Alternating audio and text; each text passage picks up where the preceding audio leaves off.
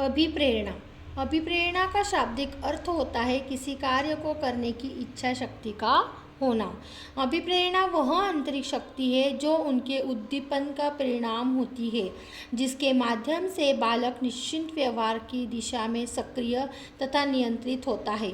यह हमेशा सीखने के लिए छात्रों में उत्सुकता उत्पन्न कर उसे निरंतर क्रियाशील बनाए रखती है। इसलिए B.F. स्निकर, हमें इनका नाम याद रखना है, B.F. स्निकर ने अभिप्रेरणा को सीखने का राजमार्ग बताया है। यह व्यक्ति के समग्र विकास एवं सफलता प्राप्त करने का महत्वपूर्ण स्रोत है। अभिप्रेरणा सामान्यतः किसी आवश्यकता से प्रारंभ होती है तथा लक्ष्य प्राप्ति के उपरांत समाप्त हो जाती है। अभिप्रेरणा के अर्थ को स्पष्ट करने हेतु मनोवैज्ञानिक द्वारा कुछ परिभाषाएं दी गई है, जो इस प्रकार है। गुड के अनुसार, ये मनोवैज्ञानिक है। गुड के अनुसार क्रिया को उत्तेजित करने, नियंत्रित करने तथा नियंत्रित रखने की प्रक्रिया को अभिप्रेरणा कहते हैं। हमें इस परिभाषा को याद रखना है कि यह गुड की परिभाषा है। उन्होंने कहा है कि क्रिया को उत्तेजित करने, नियंत्रित करने तथा नियंत्रित रखने की प्रक्रिया को अभिप्रेरणा कहते हैं। दूसरे मनोवैज्ञानिक है बर्नौट। बर्नौट के अनुसार जिस लक्ष्य के प्रति पहले कोई आकर्षण नहीं था, उस लक्ष्य के प्रति कार्य की उत्तेजना ही अभिप्रेरणा है। दोबारा बता रही हूँ, जिस लक्ष्य के प्रति पहले कोई आकर्षण नहीं था, उस लक्ष्य के प्रति कार्य की उत्तेजना ही अभिप्रेरणा है। वुडवर्थ के अनुसार प्रेरक व्यक्ति की वह स्थिति है जो उसे निर्धारित व्यवहार करने हेतु तथा निर्धारित उद्देश्य को प्राप्त करने हेतु उत्तेजित करती है। वुडवर्थ एक मनोवैज्ञानिक है। उन्होंने कहा है कि प्रेरक व्यक्ति की वह स्थिति है जो उसे निर्धारित व्यवहार करने हेतु तथा निर्धारित उद्देश्य को प्राप्त करने हेतु उत्तेजित करती है। अभिप्रेरणा के अन्य महत्वपूर्ण सिद्धांत, वह कौन से सिद्धांत है, उन सिद्धांतों के प्रतिपादक कौन है, वो यहाँ पर बताए गए हैं। मूल प्रवृत्ति का सिद्धांत मैकडूगल, मनोविश्लेषणात्मक का सिद्धांत सिगमंड फ्रायड, अंतर्नाद का सिद्धांत हल, प्रोत्साहन का सिद्धांत बोल्स तथा कॉफमैन, शरीर क्रिया का सिद्धांत मॉर्गन, अधिगम सिद्धांत कर्ट लेविन। यह सिद्धांत हमें अच्छे से याद रखना है। अभिप्रेरणा की संकल्पना, मानव व्यवहार को निर्देशित करने में अभिप्रेरणा का महत्वपूर्ण स्थान है। अभिप्रेरणा की अनेक विशेषताएं हैं। सर्वप्रथम यह हमें अपने निर्धारित उद्देश्यों तक पहुंचने के लिए प्रेरित करती है तथा अपने उद्देश्यों तक पहुंचने के लिए हमें अभिप्रेरित और क्रियाशील रखती है। अभिप्रेरणा की कमी हमें शिथिल मतलब कमज़ोर और विचलित अनुभव कराएगी और अधिक अभिप्रेरणा हमें अपने उद्देश्य से भटका देगी। इस प्रकार हमें एक संतुलित प्रेरणा या संयमित स्तर पर उत्तेजना की आवश्यकता होती है।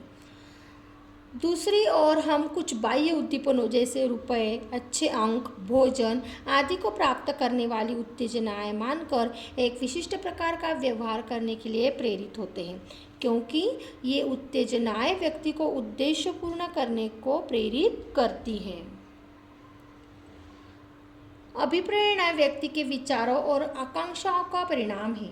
यह दो प्रकार की हो सकती है। स्वाभाविक अभिप्रेरणा जो व्यक्ति में अंदर से आती है और यह किसी कार्य को करने से प्राप्त हुई प्रसन्नता पर निर्भर करती है, तथा बाह्य अभिप्रेरणा जो कि बाहरी पुरस्कारों जैसे रुपए, वेतन और प्राप्तांकों आदि पर निर्भर करती हैं। जब हम मेहनत से कार्य करते हैं और उच्च श्रेणी का परिणाम पाते हैं, तब प्रेरणा आंतरिक होती है, बाह्य नहीं। हम बाह्य पुरस्कारों से भी प्रभावित होते हैं। जीवन में दोनों प्रकार की अभिप्रेरणाएं महत्वपूर्ण हैं। आवश्यक अभिप्रेरणाओं को इस प्रकार क्रमबद्ध किया जा सकता है। अंततः अभिप्रेरक आवश्यकताओं को क्रमबद्ध करते हैं, जैसे मूल, प्रेरक, भूख और प्यास, जिन्हें सबसे पहले संतुष्ट करना आवश्यक है। तत्पश्चात उच्च कोटि की आवश्यकताएं जैसे उपलब्धि, संतुष्टि, शक्ति आदि का क्रम आता है। अभिप्रेरणा के प्रकार। अभिप्रेरणा के दो प्रकार हैं। पहला है आंतरिक अभिप्रेरणा, इंटरनल मोटिवेशन। वे आंतरिक शक्तियाँ जो व्यक्ति के व्यवहार को उत्तेजित करती हैं आंतरिक अभिप्रेरणा कहलाती हैं, जैसे कि भूख, प्यास, नींद, प्यार तथा काम। ये आंतरिक अभिप्रेरणा के उदाहरण हैं। दूसरा है बाह्य अभिप्रेरणा, एक्सटर्नल मोटिवेशन। पहले से निर्धारित कोई ऐसा उद्देश्य जिसे प्राप्त करना व्यक्ति का उद्देश्य हो, बाह्य अभिप्रेरणा कहलाती हैं। रुचि, इच्छा, आत्मसम्मान, सामाजिक प्रतिष्ठा एवं विशेष उपलब्धि, सत्ता प्रेरक तथा पुरस्कार इसके प्रमुख उदाहरण है। बाह्य अभिप्रेरणा कौन सी है? पहले से निर्धारित कोई ऐसा उद्देश्य जिससे प्राप्त करना व्यक्ति का उद्देश्य हो, वह बाह्य अभिप्रेरणा कहलाती है। अभिप्रेरणा की विशेषताएं। मनोवैज्ञानिकों ने अभिप्रेरणा की निम्नलिखित विशेषताएं बताई है, जो इस प्रकार है। अभिप्रेरणा गतिशीलता, क्रियाशीलता की प्रतीक होती है। भावनात्मक प्रदर्शन के द्वारा छात्रों को अभिप्रेरित करने के लिए अध्यापक इस विधि का प्रयोग करता है। किसी भी कार्य को पूरा करने के लिए अभिप्रेरणा एक स्रोत है। सामान्यतः अभिप्रेरणा व्यक्ति के व्यवहार को उत्तेजित करती है। अभिप्रेरित व्यवहार अर्जित तथा जागृत होता है। यह किसी क्रिया को उत्तेजित रखने, निरंतरता बनाए रखने एवं नियंत्रित रखने की प्रक्रिया है।